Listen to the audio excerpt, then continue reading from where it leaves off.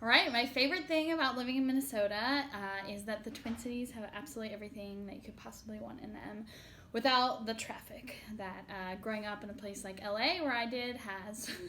I have to say that all of the outdoor activities here are amazing. I've always loved being near water. My favorite thing about living in Minnesota is that there's always something to do. No matter what the weather is outside, whether it's hot or cold or rainy or sunny, you can always find something to do both indoors and outdoors. For me, hands down, it's the summer. So in Minnesota, a lot of folks talk about the winter, but what they don't tell you is that the summer here is absolutely beautiful. So my favorite thing about living in Minnesota is I like the combo of living in a city and then being able to go out into nature and go camping and go skiing and do all kinds of fun things. And I think it's crazy how we have access to all sorts of outdoor things in the city and out of the city. We have an awesome food scene. We have a really great coffee scene. I love coffee. Minneapolis, I love all the opportunities afforded by a big city, but you can get to the outdoors quickly in just a few minutes drive. I also love winter. I love how we embrace winter in Minnesota, and we have all the infrastructure necessary to deal with it. I like being outside. I enjoy riding bikes. I like swimming, winter and summer, by the way. It's a great place to live because the schools are great. I don't know how many recruits are going to have kids of their own, but we love the school system here in Minneapolis. My kids go to a Chinese immersion school that's a public school, so it's a great place to have a family. So my favorite thing about living in Minnesota is the fact that it's like a nice big city feel, but it's not too overwhelming, and so you can go 10 minutes outside the city and feel like you're in the kind of countryside. So my favorite thing about living in Minnesota is that we've got a really great food scene. So all the way from food trucks all the way up to high-end dining. You can always find some great food in whatever sort of style cuisine you like. My favorite thing about living in Minnesota is, I think, the concerts, like a really great music scene. I think my favorite thing about living in Minnesota is just that it's a state where, in general, the people care a lot about education, they care a lot about good health. They care a lot about doing the right thing. The best season in the year is January 1st to December 31st.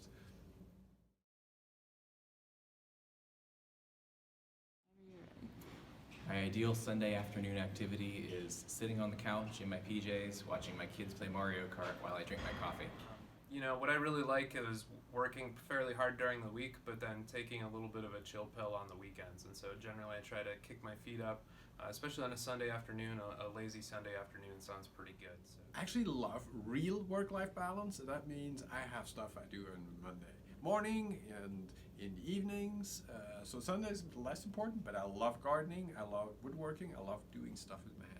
Activity. I have a 3-year-old, and we love to go for bike rides. We live kind of near the Mississippi River, so we bike down the Mississippi River, we go over the river on a bridge, and then we bike to a beach at a lake, and we get to go swimming in the beach, or swimming in the lake, not in the beach, make sandcastles on the beach, and do lots of fun things, and then go swing by a restaurant and eat outside.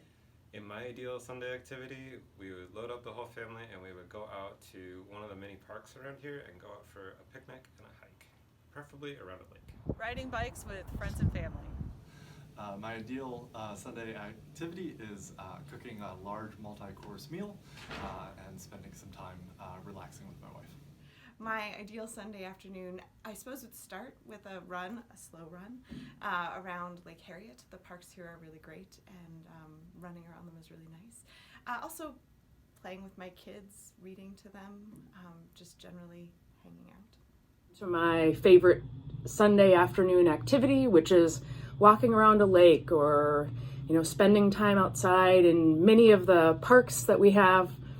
I believe it's true that Minneapolis and St. Paul have more parks per capita than anywhere in the U.S. Usually going for brunch with some friends, and so, a nice relaxing morning, chilling with my cat, and then heading out into the sunshine to explore, the various lakes and things that we have around here. My ideal Sunday afternoon activity is to hit up brunch with some of my colleagues and then go for a long run along the river.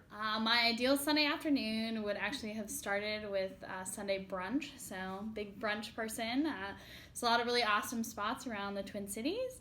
And then just sort of having a lazy afternoon, maybe going to some of the local breweries in the Minneapolis-St. Paul area. If I wasn't a scientist, I'd try to be a musician. Probably a struggling one, but a musician nonetheless. I think that's a trick question. At this stage, I can't imagine doing anything else than being a scientist. So I love thinking about data. I might be a gardener. I could be a farmer. I could be a carpenter. I probably would be a musician. I played the clarinet very seriously through college. If I wasn't a scientist, I'd probably be some kind of musician. So I really enjoy playing the piano and the church organ. If I wasn't a scientist, I would have been a chef. I love cooking, and I think it would be really fun to cook in a restaurant and get to make lots of creative new dishes. I would be a carpenter. I like to work with my hands, and I like to build stuff. I went to undergraduate to become a high school chemistry teacher. That was what I wanted to be when I was an undergraduate. And I only really became a chemistry professor because I got involved in research. I just found out that I loved that as much as I loved teaching. I think I'd probably be an athlete. I might try to race bikes. I always say that I would be really interested in epidemiology, but that's still a scientist. So if I have to stay outside of science completely, I guess I would say maybe a therapist or a social worker. I'm really interested in people dynamics and how to help people be happier, more effective. I'd like to have been an aerospace engineer because I would have loved to have worked at NASA. If I wasn't a scientist, then I would probably be a chef. I really enjoy cooking and making meals for large If I weren't a groups. scientist, I think that I would run a bar in the Caribbean. I think the one thing that stands out the most, especially that would be the most useful in graduate school, is that practice makes perfect. Don't try to multitask. I'll make this the best advice I got when I was trying to decide where to go for grad school, because that's hopefully what's useful here.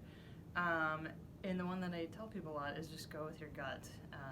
There are lots of facts, there's lots of statistics, but I think talking to people as much as you can, trying to get a sense for if people are happy where they are, if they're feeling successful, just what the sense is, just go with your gut. If you ever get an email that's particularly irritating, wait 24 hours before responding.